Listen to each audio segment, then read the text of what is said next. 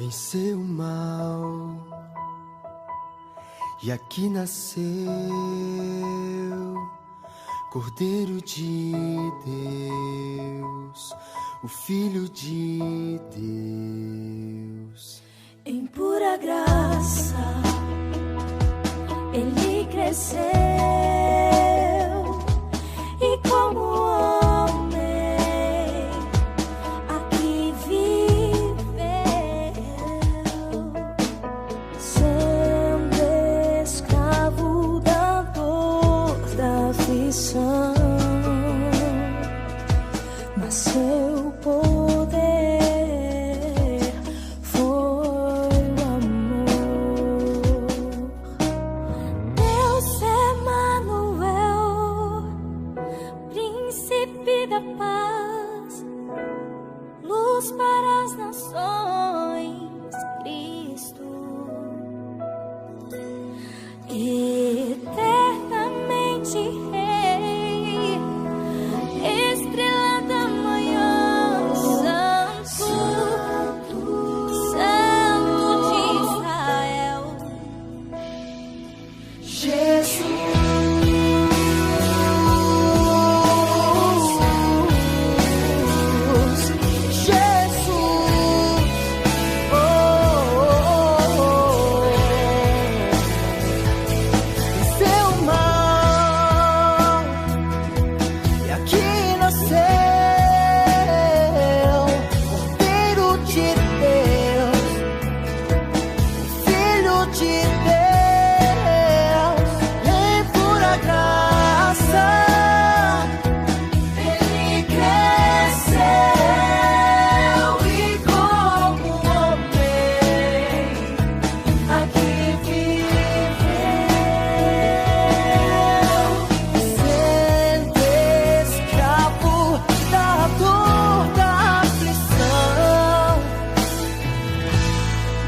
Seu poder foi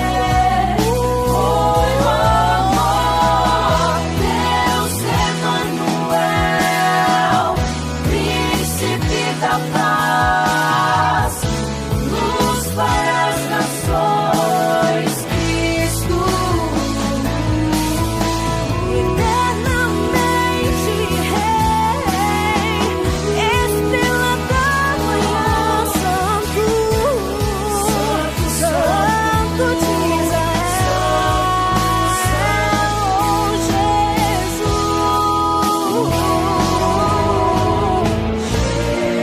Jesus.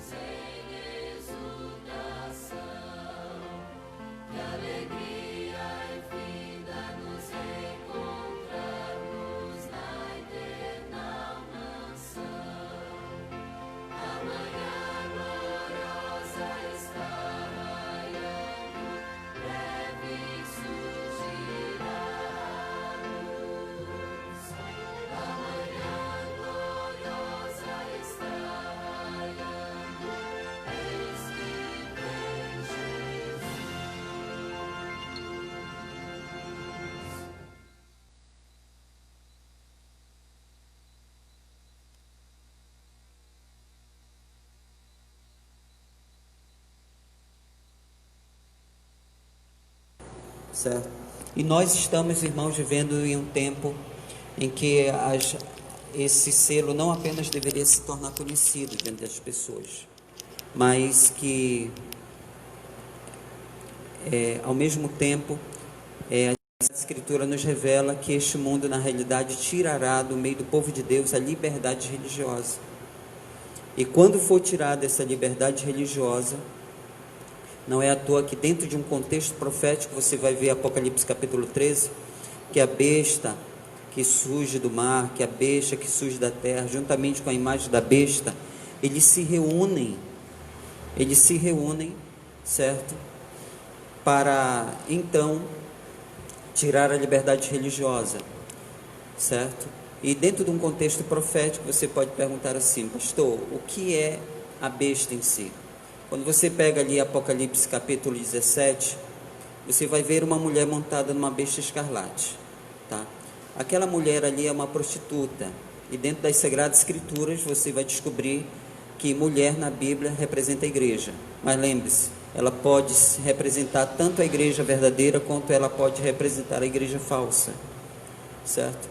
Em Apocalipse capítulo, na realidade, 17, aquela mulher representa um sistema religioso falso, e que ele está relacionado, por exemplo, à besta que surge da terra, que também é um sistema religioso, mas que tem poder político, certo?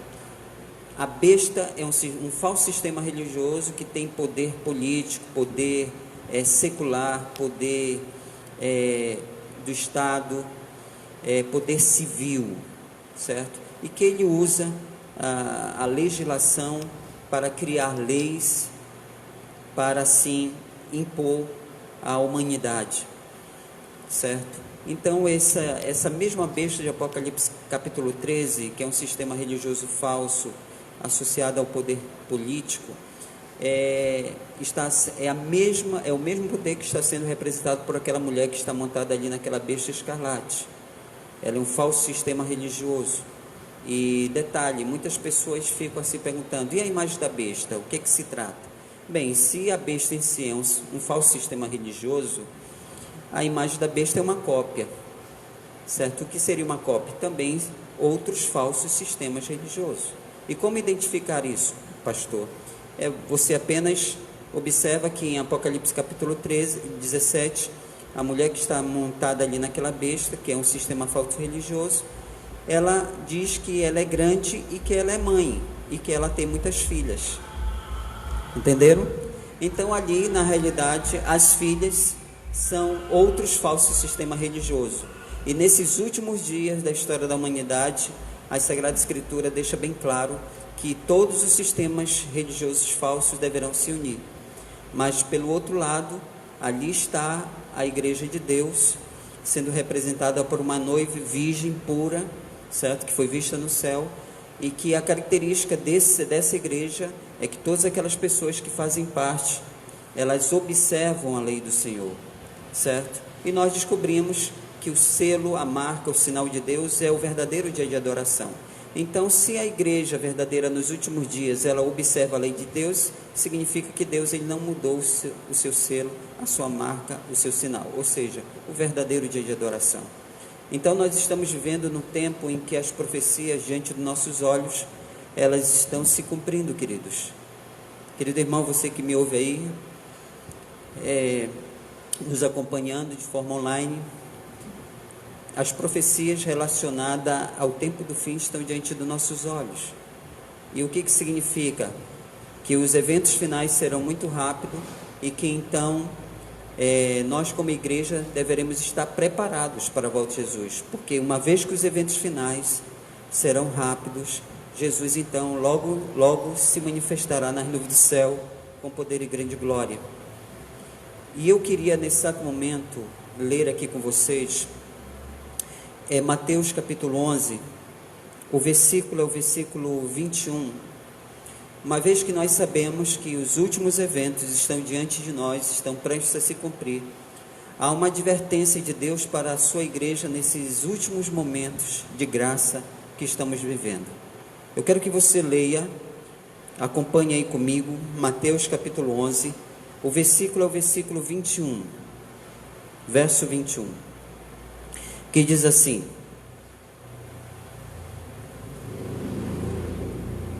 ai de ti, Corazim, ai de ti, Betsaida, porque se em Tiro e Sidom se tivesse operado os milagres que em vós se fizeram, há muitos que elas se teriam arrependido com pano de saco e cinzas.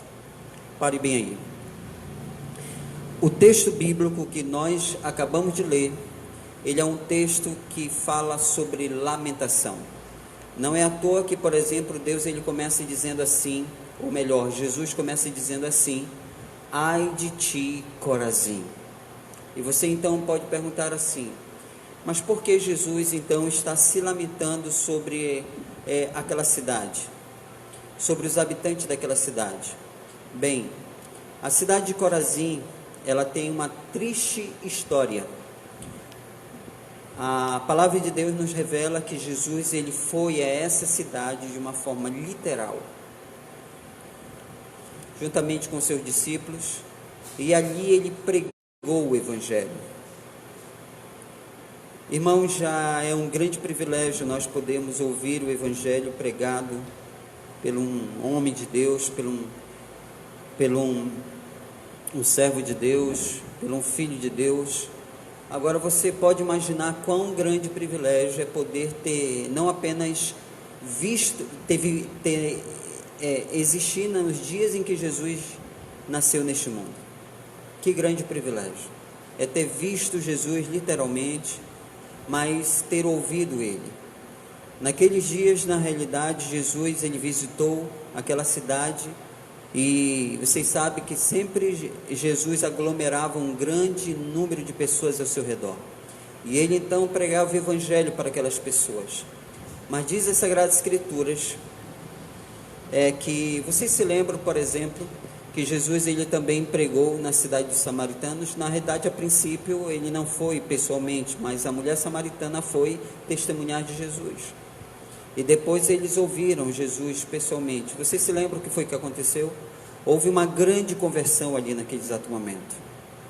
A cidade inteira se converteu, certo? Mas a Sagrada Escritura nos fala que Jesus foi na cidade de Corazim, fez um grande evangelismo naquela cidade, mas infelizmente, não foi suficiente. Então, possivelmente, em outros lugares, assim como Jesus ele fazia a cura, e o fato dele fazer a cura, as pessoas se convertiam, certo? Porque viam que realmente ele vinha de Deus, porque ninguém poderia fazer milagres como ele fazia se realmente não viesse de Deus. E Jesus então começou a fazer milagres naquela cidade, curas, cegos viam, leprosos eram curados, paralíticos andavam, né? E todos eles sabiam que Jesus até mesmo tinha o poder de ressuscitar mortos, mas infelizmente eles não ouviram a voz do Senhor. Eles não aceitaram as Sagradas Escrituras, não reconheceram Jesus como Messias, não reconheceram Ele como Senhor, não reconheceram Ele na realidade como Salvador. Não reconheceram. É por isso que o texto bíblico que nós acabamos de ler, ele na realidade ele começa com lamentação. Ai de ti, Corazim. Ai de ti, Corazim. E queridos, recentemente ali naquela cidade, Corazim, os arqueólogos, eles fazendo as suas pesquisas ali, eles descobriram algo muito interessante, algo conhecido como lagar. A Universidade Ariel, ali de Israel, os estudiosos ali descobriram esse lagar. Possivelmente esse lagar, ele tenha sido entre o 1º ao 4º século, certo? E o que é interessante, para que servia na realidade o lagar? Era o lugar onde após a colheita das uvas se colocava as uvas ali dentro daquele local, e ali estavam homens, mulheres ali pisando aquelas uvas, tá certo? E dessa forma, na realidade, era produzido suco de uva, ou até mesmo o próprio vinho em si, era produzido dessa forma.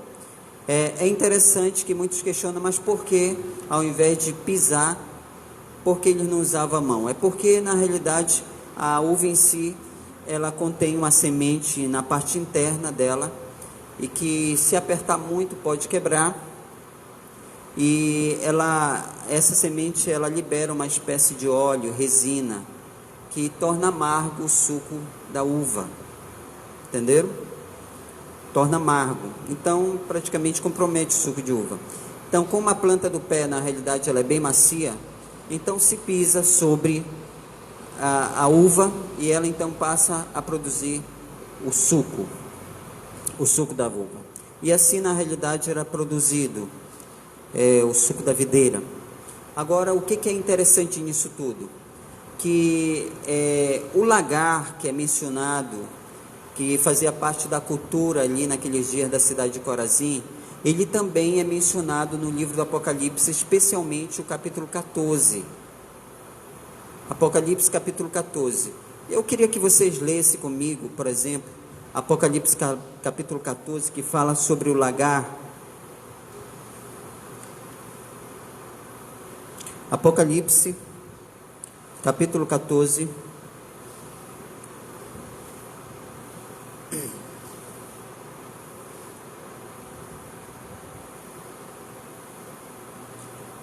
O versículo é o versículo 17. Apocalipse capítulo 14, a partir do verso 17. Então, pedimos que você que está aí também em casa, assistindo de uma forma online, que você possa nos acompanhar. Apocalipse capítulo 14, o versículo 17 diz assim: Então derramou o Senhor, o sétimo anjo, a sua taça pelo ar, e saiu grande voz do santuário, do lado do trono, dizendo: Feito está. E sobrevieram relâmpago, vozes e trovões, e ocorreu grande terremoto, como nunca houve. Desculpem, eu peguei o versículo errado, do capítulo 16. O capítulo 14, verso 17. Acompanhe comigo. 14, verso 17. Então saiu do santuário, que se encontra no céu, outro anjo, tendo ele mesmo também uma foice afiada. Saiu ainda do altar outro anjo, aquele que tem autoridade sobre o fogo, e falou em grande voz ao que tinha a foice afiada, dizendo: Toma a tua foice afiada e ajunta os cachos da videira da terra, porquanto as suas uvas estão amadurecidas. Então o anjo passou a sua foice na terra, e vidimou a videira da terra, e lançou-a no grande lagar da cólera de Deus. E o lagar foi pisado fora da cidade, e correu sangue do lagar até os freios do cavalo, numa extensão de 10.600 estádios. Vocês perceberam? O mesmo lagar que é mencionado de uma forma histórica, cultural, certo? Na cidade ali de Carmesim, ela também é mencionada aqui no livro de Apocalipse. E queridos, mas o que é mais interessante aqui é que ele, na realidade, ele não fala simplesmente o lagar, o lugar onde se produz o suco da uva, mas ele diz assim: o lagar da cólera de Deus. Vocês perceberam isso? E que está intimamente relacionado sobre a ira do Cordeiro. Por exemplo, quando João, ele contemplou essa visão ali na ilha de Patmos, certo? Ele viu o Filho do Homem sendo assunto ao céu, e ele foi conduzido também, em um dado momento ali no céu, ele foi conduzido para este lagar. Ele entrou dentro desse lagar, e ele começou a pisar nas uvas dentro desse lagar. E essas uvas começaram então a produzir o suco, ou passaram a produzir o vinho. E todos nós sabemos que na realidade o vinho é o símbolo do sangue. Todos nós sabemos, certo? Agora, o que é mais interessante é que, por exemplo, à medida que Cristo na realidade está ali pisando sobre aquelas uvas, produzindo aquele vinho, as orlas da sua veste branca começam então a ser manchadas, certo? Isso aqui é um simbolismo. Você pode então perguntar assim: pastor, o que significa esse lagar? Seria porventura aquele vinho que Jesus está pisando ali dentro daquele lagar da coleira de Deus? Ele representa o próprio Senhor Jesus, que foi pendurado naquela madeira e ali derramou seu sangue? Não, ele não representa isso. Os estudiosos revelam que na realidade, à medida que o Filho do Homem, à medida que Jesus estava dentro daquele lagar, pisando ali, com seus pés aquelas uvas, produzindo aquele vinho, certo? Aquele vinho é símbolo de sangue, mas ele não é o sangue de Jesus. Aquele vinho, na realidade, ele é símbolo do sangue dos ímpios. À medida que Cristo estava ali dentro daquele lagar, é como se aquela fruta ali, aquela uva, estivesse sendo representado a vida dos ímpios. E os ímpios, aquele vinho seria justamente o vinho da coleira de Deus, que Deus ele dará para todos aqueles que desprezaram a sua graça. Todas aquelas pessoas que desprezaram a sua oportunidade de salvação, queridos, é o que a profecia na realidade ela revela para a gente, certo? E nós precisamos levar muito a sério o assunto do lagar da cólera de Deus, aonde dentro dele está o próprio Cordeiro. Eu vou explicar aqui para vocês. Nos primórdios da igreja, normalmente, por exemplo, se pregava muito sobre preceitos, sobre leis, sobre regras, no primórdio da igreja. E as pessoas, então, elas foram conduzidas para uma espécie de legalismo, porque elas priorizavam, na realidade, a questão da obediência às normas, certo? E deixaram o relacionamento com Deus, assim, em parte. Elas deixaram o relacionamento de Deus em parte, certo? E o que isso aconteceu? Que as pessoas acreditavam que a salvação vinha por intermédio de seus próprios méritos, que as pessoas poderiam ser salvas por intermédio de seus próprios esforços. Mas com o passar do tempo, certo?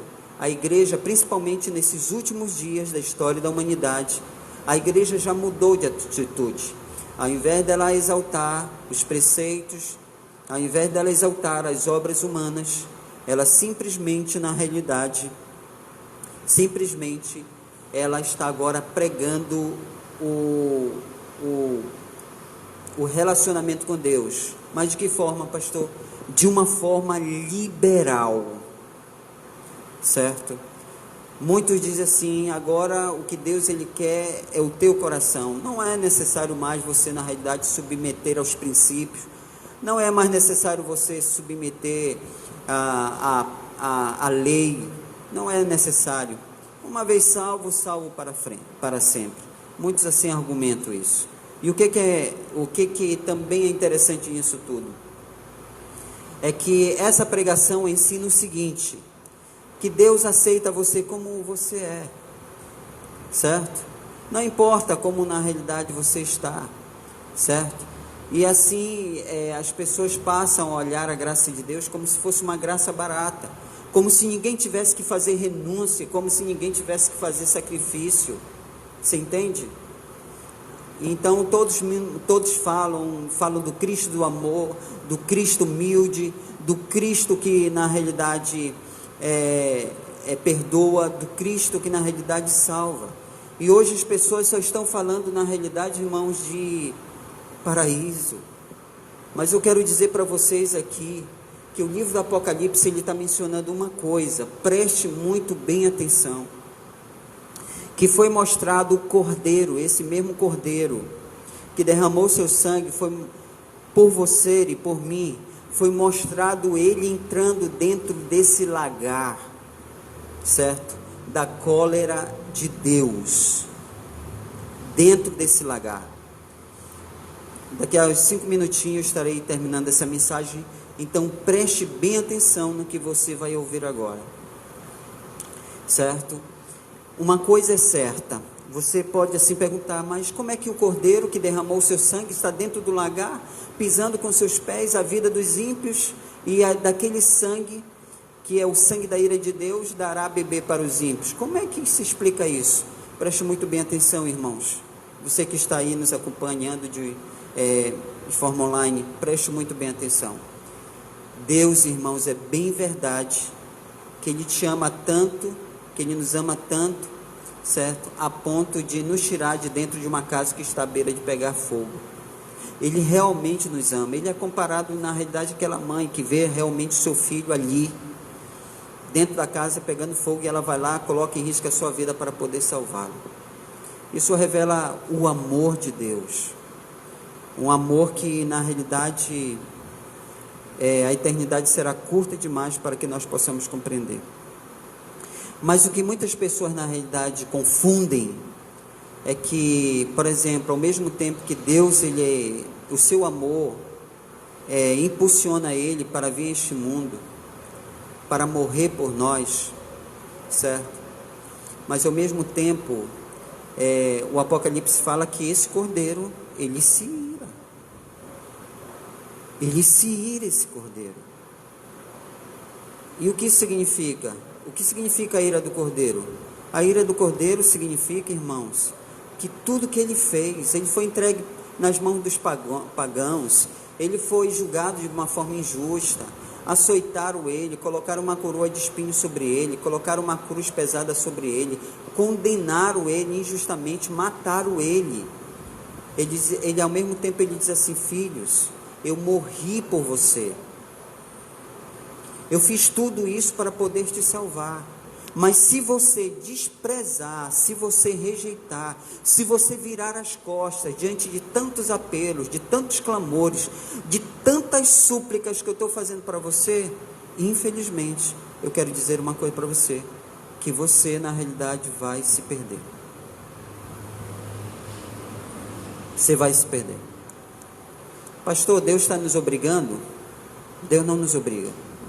Algumas pessoas pensam o seguinte: algumas pessoas pensam que Deus é como aquele namorado que ameaçou a namorada, que se ela abandonar ele para namorar com outro, Deus, ele mata ela.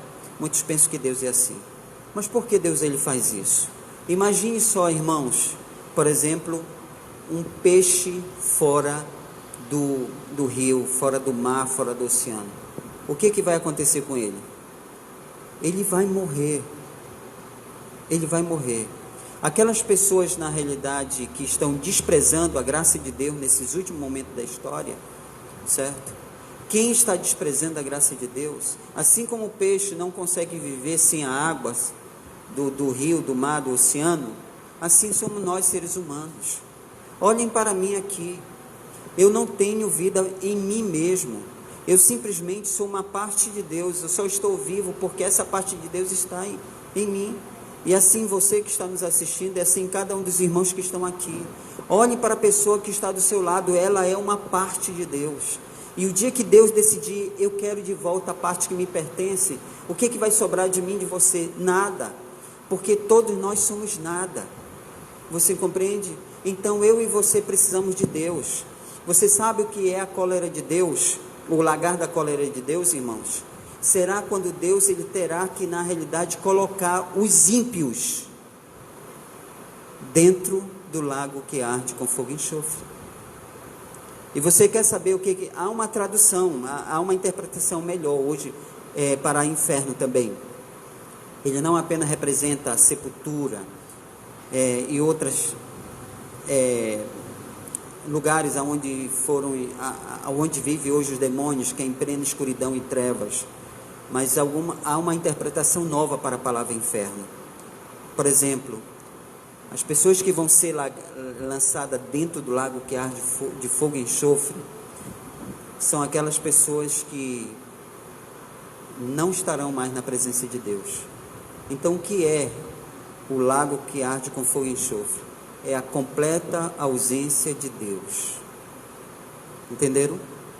A completa ausência de Deus. Todas as pessoas que foram lançadas para dentro do lago que arde com fogo e enxofre, é porque ele já viveu uma vida de completa ausência de Deus. Você compreende isso? Então, se você que está dentro da igreja, lembre-se de uma coisa. Jesus, ele disse: preste muito bem atenção, que esse lagar, todos aqueles que desprezarem a minha graça vão se perder e vão ser lançados dentro dele. Então preste muito bem atenção. Quem são eles? São uma das características dessas pessoas são a mesma da característica dos habitantes da cidade de Corazim. Jesus foi lá e pregou, Jesus foi lá, fez milagres, fez prodígios, sinais.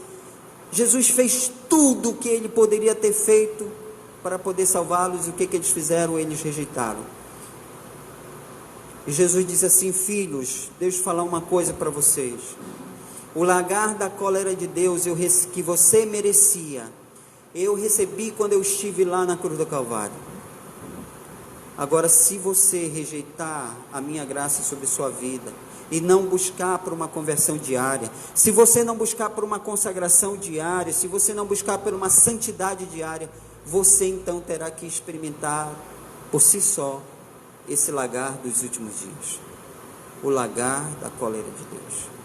Então Deus está dizendo assim: olhem, por favor, se você se perder, não foi porque realmente a minha graça não foi suficiente para poder salvar. Se você se perder, você foi o único culpado. E Deus, ele diz para você e para mim, queridos, Deus, ele diz: nós já estamos na 11ª hora. Poucos minutos faltam para que os eventos finais aconteçam. E Jesus se manifesta nas nuvens do céu. E Jesus está dizendo para a sua igreja uma coisa: não cometam os mesmos erros que os habitantes da cidade de Corazim cometeram. Não cometam. E ele fala isso para a igreja de Deus nos últimos dias. E essa igreja, dentro de um contexto profético de Daniel, capítulo 8, capítulo 9, das 2300 manhãs, o povo de Deus dos últimos dias, a igreja adventista do 7º dia. Então ele fala a princípio com os adventistas: não desprezem a oportunidade que foi dada para vocês. Você que está dentro da igreja, busque nesse tempo uma conversão diária. Busque por uma consagração diária, por uma santidade diária. O que é santidade, pastor? É uma busca prioritária a cada novo dia a Deus. É uma experiência contínua do começo do dia ao término daquele dia. É permanecer com Cristo diariamente. Isso é santidade. Não é uma lista: faça isso, não faça aquilo. Não faça isso, tá bom? Queridos, se você está na igreja e nunca abandonou, renove a cada dia, busque pela uma conversão diária. Se tem alguém aqui que estava afastado, bem, você precisa voltar agora. Você precisa renovar a sua aliança com Deus.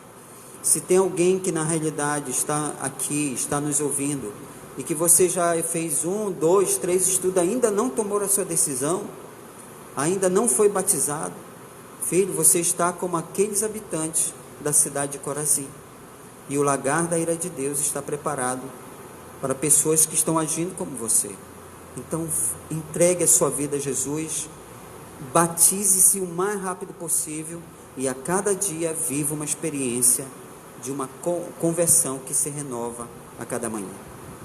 Que Deus te abençoe, que essa mensagem não seja uma teoria na sua vida, mas que ela entre no seu coração e que ela produza transformação que capacitará você para receber o selo de Deus, quando o caráter de Cristo deverá estar aperfeiçoado na sua vida, certo?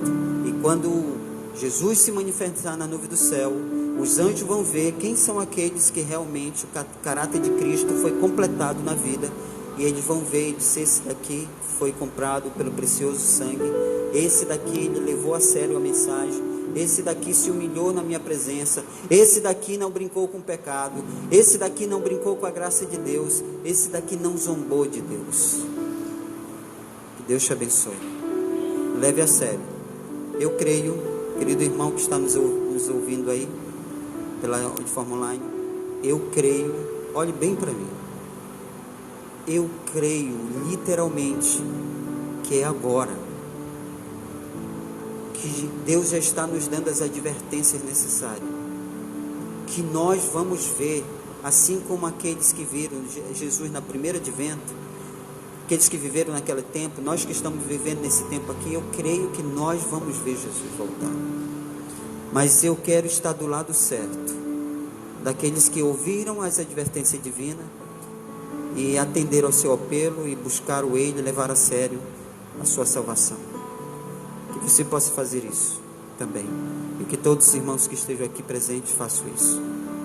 Que Deus te abençoe, e que a chuva do Espírito Santo que está sendo derramada hoje recaia sobre o solo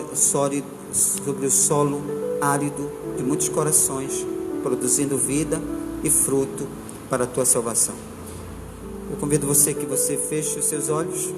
Nós vamos então encerrar esse primeiro momento e daremos sequência a recapitulação da lição da Escola Sabatina. Oremos. Querido Pai Celestial, nós não somos merecedores, nós não somos dignos, Senhor, da vida. Até mesmo, Senhor, o fato de estarmos aqui, Senhor, diante da Tua presença, seja de forma presencial, online, possivelmente, Senhor, as nossas vidas sejam uma ofensa a Ti. Nosso pensamento, as nossas palavras, nossas ações sejam uma ofensa a Ti. Mas, Senhor, estamos olhando para aquele sangue precioso do Cordeiro que foi derramado na cruz do Calvário.